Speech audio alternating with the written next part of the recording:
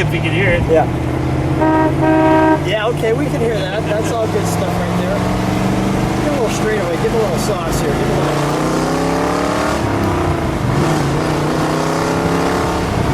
That's good stuff right there. That second gear's got a lot of torque. That's why you get That nice rip, that nice pull in the seats. It's got solid lifters in it. Very nice. Maybe a mild cam. I don't know. Yeah, it sounds great. Hi, I'm Lou with another episode of My Car Story, and today we're actually in Illinois. It's a little chilly today, but you have to do what you can when you can, because this one, well, it might be leaving. Yeah, it might be leaving today.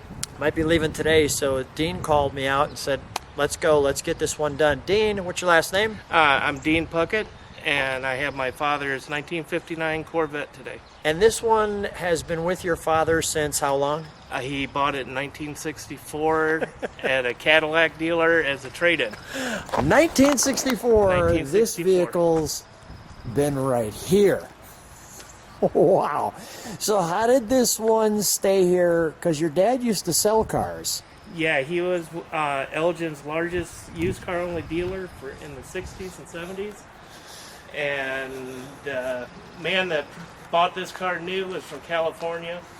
He drove the car here, and when he got here, everybody said, you can't have a Corvette in Illinois because the winters are too bad. So he traded it in on a new Cadillac. The Cadillac dealer called my dad because he bought a lot of cars from him, and he paid a whopping $950 for this car. Dad spent $900 on the 59 Corvette. Now this one is all still original from 1959. Now the only thing that's not original, and we'll share that with you up front, is the motor. Now tell us how that happened. How did that change out? In the early 90s, my dad wanted to go through it mechanically and just make it drive as good as it could. And the Corvette specialist that was rebuilding the motor happened to have a block already made, already rebuilt for this car, and said, hey, I can save you a lot of money by putting this block in. And back then you weren't really concerned about numbers matching, and saving money sounded good to him. Yeah, it was just saving money to a car dealer sounds like a brilliant idea, right? Everything else is original except for the block and a brand new top. And this has not been repainted. As you can see, this car was just stored. So it originally came here with about 40,000 miles, and your dad's only put on about 10,000 miles since. But you can see this is all original carpet, floor mats we put in. The carpet, you can tell. And it has that smell, a little bit of... a little bit like mothballs in a barn. A little bit of mothballs in a barn. But it's good when it's outside. Yeah. I actually like the smell. I do too. It sends me back in time.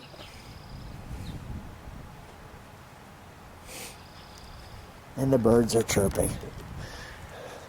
I used to sit in the front seat and pretend I was driving that car when I was 5 years old, and I'd be wearing my pajamas, and I'd be sitting in this car, and my dad told me that someday it'd be mine.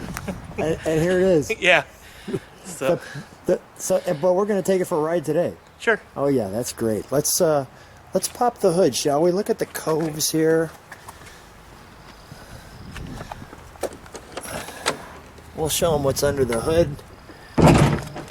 Your Chevrolet Corvette spinners there.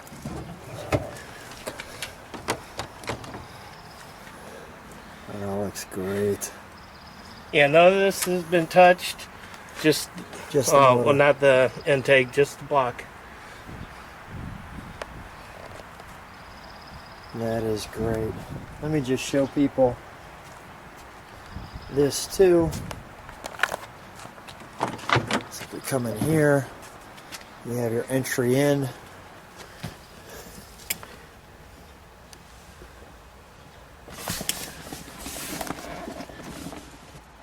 The right amount of pedals. That's great. Oh, there's one little interesting Yeah, fact. sure. Give me any interesting These facts. plates, we had a Corvette, two of them experts that just went over this car, and 59 didn't have this kind of textured plate. Oh, really? But it was never changed, so they're thinking it might have been at the end of the production line, and they just threw on whatever they had left over. And that So, was the that's how after. they did it in factories back then. They'd throw on whatever Right. they had left over. So for all those people who were 59s, they go, wait a minute, that's not right. This was actually with the car since. And you can even see all the paint in here.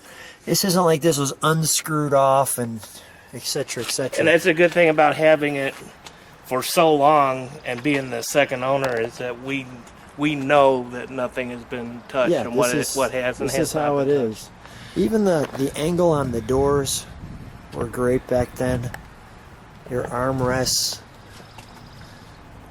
That's just great.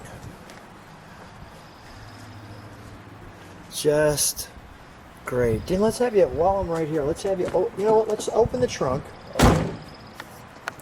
And I'm going to, this was going to be in our trunk and treat, so I'm just going to show you this here. We don't have a lot of details on this car. We do have the original title, but it has somebody's address on it, so I don't want to feature that. But you can see that. So just for those who love the trunk and treats, oh look, we have some trunk and treats. One treat. We have one treat. Look at there. You know, you got your mat. And I don't even want to pull on that because I don't want to crack it. I don't want to crack it or anything. But this is all great stuff. Really good. All right, we'll put that back in here. Let's we'll put that right back there. All right, let's fire it up, shall we? Okay. We'll take a look at the engine. I'll get behind you and listen to a little exhaust note. We'll let you step on the brakes.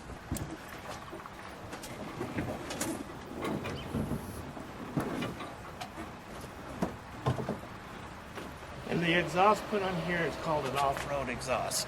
It was an option from the factory. Oh, really? It didn't come with it, but Yeah. when he did the mechanical work, he had the off-road exhaust put on. Got it. Okay.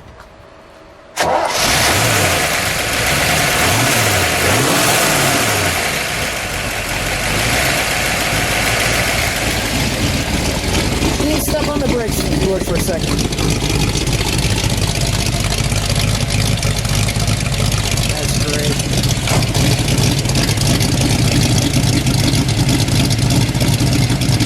Go ahead, give it a rev. Let's see what that off-road exhaust sounds like.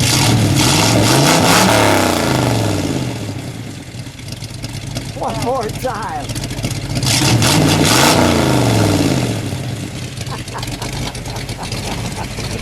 We're both smiling right now. It has a lot of torque. I usually take off in second gear. I can see why Elmer kept this one for himself. Oh, he loved this car. Yeah, let's take it for a ride. Okay. How's it feel driving Dad's car? A little strange. I never really drove his cars when he was here because I didn't want the responsibility. Is that if right? Something happened. You feel all right now? Yeah. Okay, good. But this is great, isn't it? Yeah, it is. The steering in a 59, I just want to show that, is right in your chest. Yep. It's kind of like you're driving your pectoral muscles, but And it's so big. and it's down slick. in your lap. And there's no power steering, so it's very hard to turn. Can you imagine driving this all the way from California? Oh my God!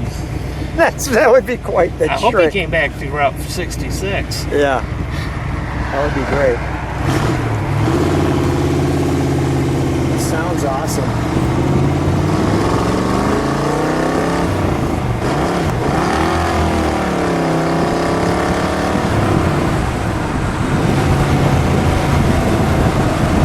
Gears are really tight and close together.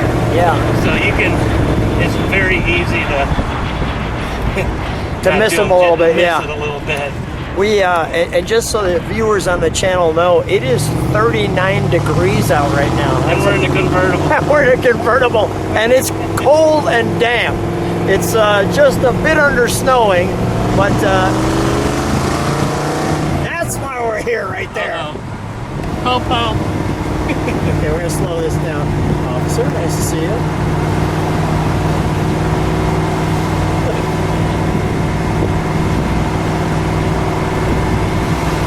I hope he likes old cars. Yeah, right. Yeah, officer, of course, on my car story, Dean, you know this, we're always doing the legal speed limit, so. Oh, I always do. Yeah, there's never a question about that, so. And these old cable run speedometers, you can watch the needle, how they Bouncing around. they bounce. Bouncing between 30 and 50, somewhere in there. Maybe we could use that as the excuse. Officer, it was saying 30, and it's really a surprise that you caught us at that speed. I think we just turn around up here because it's getting a little freezing. Yeah, it is getting a little cold, but it is a great time. Dean, thanks for bringing Elmer's car out. It's really a treat. And I'm really glad that somebody can share. You know, you can share this and they can see my dad's car. Yeah, absolutely, and it'd be a nice keepsake for the family as well. Thanks so much. Great story. Thanks for being on my car story. Oh, thanks for coming out.